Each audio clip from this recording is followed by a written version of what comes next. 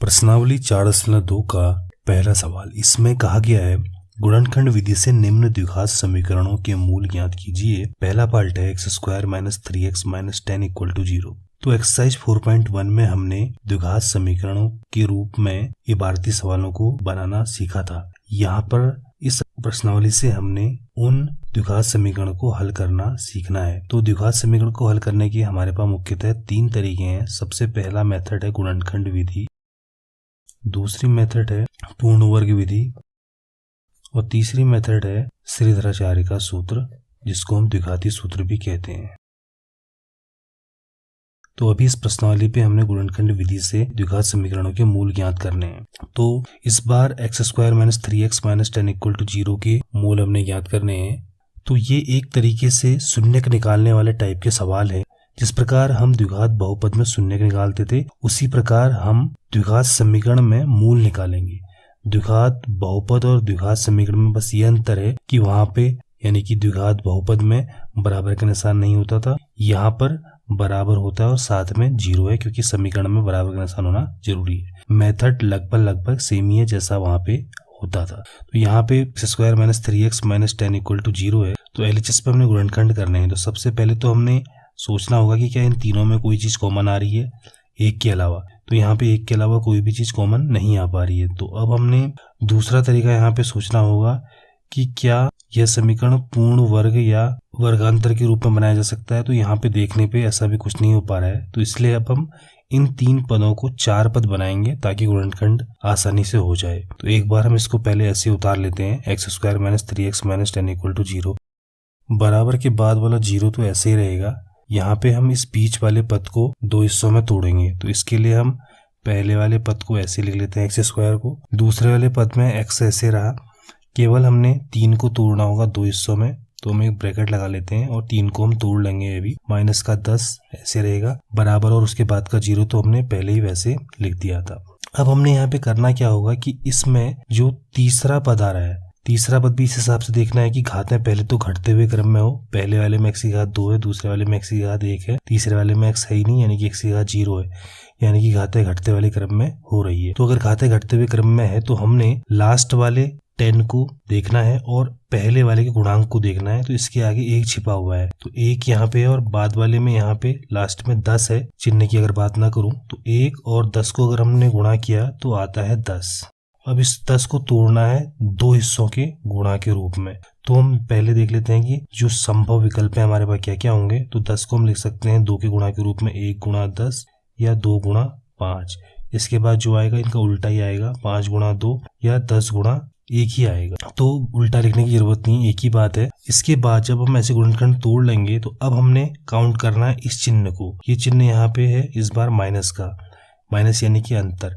तो हमने इनमें से ऐसे गुणनखंड लेने हैं जिनका अंतर इस बीच वाले के बराबर हो। बीच वाला यहाँ पे इस बार 3 है, यहाँ का भी चिन्ह मैं थोड़ी देर के लिए काउंट नहीं कर रहा हूँ। तो 10 और 1 का अगर मैं अंतर देखता हूँ तो 9 आता है। तो 3 को तो मैं 10 - 1 लिखूंगा नहीं, और अगर मैं नीचे वाले में देखता हूँ तो 5 और 2 का अंतर 3 आता है। तो इस 3 को हम इसके टर्म्स में तोड़ देंगे, यानी कि हम इसे लिख देंगे 5 - 2। बाकी कुछ नहीं करना है। अभी हमारे सवाल पे कोई फेरबदल नहीं हुआ है। x² की जगह x², माइनस की जगह माइनस है, 3 की जगह पे बस हमने लिख दिया है 5 - 2। यही हमारा मेन काम है जिसको हमने इसके अकॉर्डिंग तोड़ना है। x की जगह पे x ही लिखा है, -10 की जगह -10, बराबर के नीचे बराबर है, 0 के नीचे 0 है, बाकी सब सेम टू सेम हो रहे हैं। ये जो प्रोसेस चल रही है ये 3 पदों को 4 पद बनाने की हो रही है। और जैसे 4 पद हो जाएंगे तो शुरुआत के 2 में से कुछ कॉमन आएगा, बाद के 2 में से कुछ कॉमन आएगा, तो गुणनखंड आराम से हो जाएंगे। अब हम क्या करेंगे, x² को हमने ऐसे लिखा, माइनस भी ऐसे लिखा, इस x का गुणा 5 में किया तो 5x, और इस x का गुणा -2 में हुआ तो -2x, माइनस का 10 ऐसे रहा, बराबर के बाद 0 ऐसे रहा। अब x² ऐसे रहा, इस माइनस से मल्टीप्लाई दोनों को कर देंगे। तो माइनस जब कोष्टक के बाहर होता है तो दोनों के चिन्ह बदल देता है। तो पहले वाले को बना देगा -5x, दूसरे वाले को बना देगा +2x, और -10 = 0 ऐसे रहा। अब अगर मैं इस लाइन और इस लाइन में देखता हूँ तो x² की जगह x² है, -10 की जगह पे -10 है, बराबर जीरो दोनों पे है। बीच वाला पद माइनस का 3x था, यहाँ पे उसकी जगह पे 2 पद आ चुके हैं, -5x धन 2x। इनको भी अगर मैं सॉल्व करता हूँ तो -3x ही आता है, यानी कि केवल अभी हमने बीच वाले को यहाँ पे तोड़ा हुआ है 2 पदों में। तो सेम टू सेम सवाल चल रहा है, लेकिन अभी हमने इसको सॉल्व नहीं करना है, क्योंकि इसको अगर हमने 2 पदों में तोड़ा है तो फिर सॉल्व कर दूंगा तो फिर वैसा ही आ जाना है। बस अब हमने क्या करना है कि जो 4 पद बने हैं, शुरुआत के 2 में से देखना है क्या कॉमन आ रहा है और बाद की 2 में से देखना है क्या कॉमन आ रहा है, इससे हमारे गुणनखंड हो जाएंगे। अब अगर हम इन दोनों में देखें तो x कॉमन आता है, पहले से x बच जाएगा, दूसरे से -5, प्लस इन दोनों में से 2 कॉमन आता है, पहले से x बच जाएगा, दूसरे से -5 बच जाएगा, बराबर के बाद 0। अब इस कोष्टक और इस पूरे कोष्टक में x -5 कॉमन आ रहा है, तो x -5 हमने लिया बाहर, पहले से बच जाएगा x, दूसरे से बच जाएगा +2, बराबर के बाद का 0 ऐसे रहेगा। अब 2 संख्याएं गुणा करने पर 0 के रूप की आ रही हैं, इसका मतलब या तो पहली 0 है या दूसरी 0 है या दोनों 0 है। और सॉल्व करते वक्त हम एक बार पहले को 0 के बराबर लेते हैं, एक बार दूसरे को 0 के बराबर ले लेते हैं। तो यदि पहला वाला मान x -5 बराबर 0, तो यहाँ से हमें एक वैल्यू मिल जाएगी x की, ये यहाँ से 5 आ गई है। अब मैं दूसरा मान x + 2 = 0 लेता हूँ, तो यहाँ से हमें x की वैल्यू मिल जाएगी -2।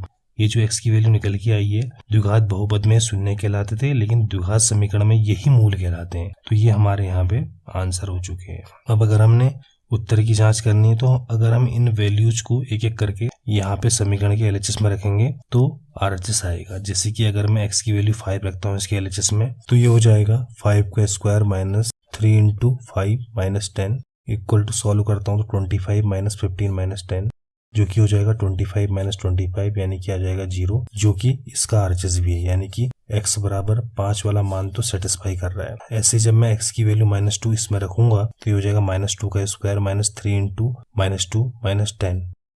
ये मान हम केवल LHS में रख रहे हैं और चेक कर रहे हैं कि RHS आता है नहीं आता है। तो ये हो जाएगा -2 का स्क्वायर 4 होता है, माइनस यहाँ पे प्लस हो जाएंगे गुणा होने के बाद, तो ये आ जाएगा प्लस का 6 माइनस का 10 ऐसे रहेगा, यानी कि ये 10 - 10 हो गया, जो कि 0 आ रहा है और 0 यहाँ का RHS है, यानी कि ये वैल्यू भी सेटिस्फाई हो रही है। इसका मतलब ये जो हमारे आंसर निकल के आए हैं बिल्कुल सही मान यहाँ पे आए हुए हैं।